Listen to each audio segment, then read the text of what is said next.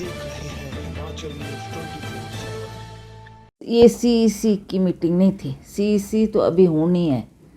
ये coordination committee की meeting थी जिसमें हमारे वरिष्ठ नेताओं को भी बुलाया था। उनका भी व्यू लिया गया, उनका भी एक्सपीरियंस को देखते हुए उनका क्या कह रहे हैं, किसका नाम ले रहे हैं, कौन कैंडिडेट होना चाहिए, उस पर चर्चा हुई।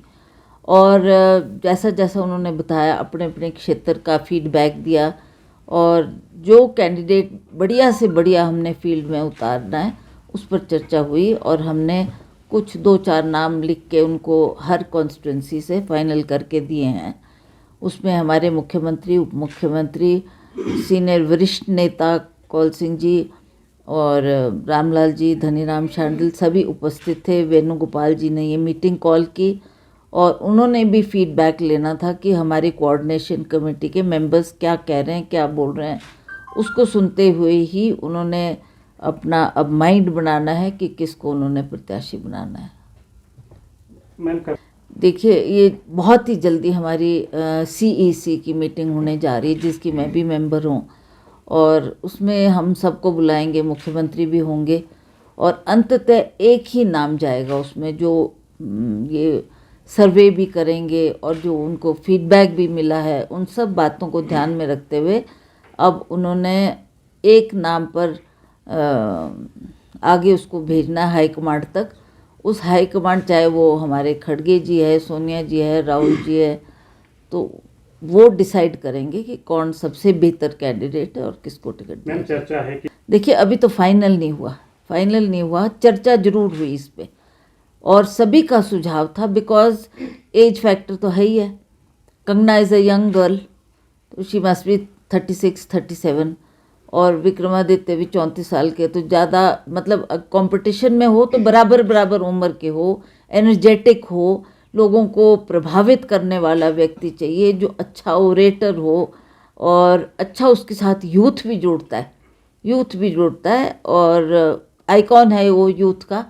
सो ये सारे प्लस पॉइंट्स थे जिसकी वजह से सभी नेताओं ने ये सुझाव दिया। हालांकि उनको ये पता है कि मैं सिटिंग मेंबर हूँ, मेरा टिकट काटना इतना आसान नहीं है, बट उन सभी का सुझाव था कि अगर हमारे लिए ये सीट मंडी की बहुत महत्वपूर्ण है जीतना इसमें, क्योंकि हमारे प्रधानमंत्री जी का भी आशीर्वाद है बीजेपी के कैंडिडेट के लिए और वो भी पूरी ताकत से इस इलेक्शन को लड़ने जा रहे हैं।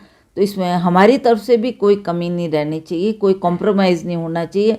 जो हमें लगे कि सबसे बेस्ट कैंडिडेट है उसको ही हमें फील्ड करना। कांगड़ा से मैम क्या आशा कुमार, बिकॉज वो भी एक सीनियर लीडर है और अच्छा रुतबा रखती है, उनका भी काफ़ी अच्छा रेपुटेशन है अपने लोगों के बीच में, तो उस पर भी चर्चा हुई है। पर अभी वो नाम तय नहीं हुआ है।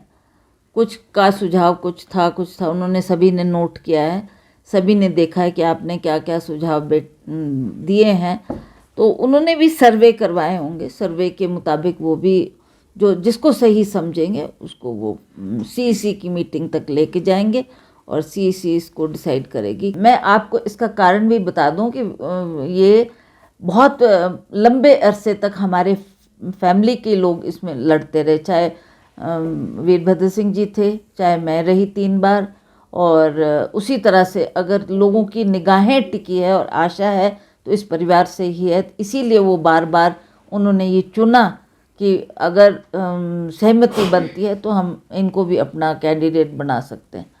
तो उस पर अब फिर चर्चा होगी और जब एक दफ़ा हाईकमांड उसको टिक कर देगी तो मुझे लगता है कि जैसा वो ठीक समझेंगे वो कैंडिडेट्स का नाम अनाउंस कर देंगे। क्या अगली बैठक में सभी प्रत्याशियों के नाम अनाउंस हो जाएंगे मैम? हाँ बिल्कुल, बिकॉज सभी की ये डिमांड भी थी कि जल्दी होना चाहिए, डोंट डिले। हमारे पास टाइम बहुत कम रह गया है, पर सिंस लास्ट फेज़ में हमारा इलेक्शन, तो इस बात को देखते हुए भी हमने थोड़ा टाइम लिया सोचने का, समझने का, और अनाउंस करने से पहले सारी बातों पर गहन विचार किया गया। अब जल्दी उस पर स्टडी किया जाएगा और वो नामों को हम तय करेंगे। देखिए, जो हमारी कोऑर्डिनेशन कमेटी की मीटिंग हुई उसमें भी हमें यही आदेश दिया गया कि सभी मिलजुल कर चलेंगे। सभी कार्यकर्ताओं को आप कॉन्फिडेंस में लेंगे, सभी को आपने ये आश्वासन देना है कि अभी 5 साल हमारी सरकार है, हमने जो वायदे किए हैं उनको भी पूरा करेंगे और सभी को अपने मतभेद भुलाकर फील्ड में ले जाएंगे, क्योंकि वर्कर ही है जिसके दम पर हम लोग जीत कर आते हैं। तो उनका मनोबल बढ़ाने की भी हमको आवश्यकता है और हमें विश्वास है कि जल्दी इन बातों को स्टडी किया जाएगा और मेरे को लगता है 3-4 दिन में सीईसी की मीटिंग भी होने वाली है, उसमें फिर फाइनली डिसाइड होगा कि कौन कैंडिडेट होगा। आप देख रहे हैं हिमाचल न्यूज।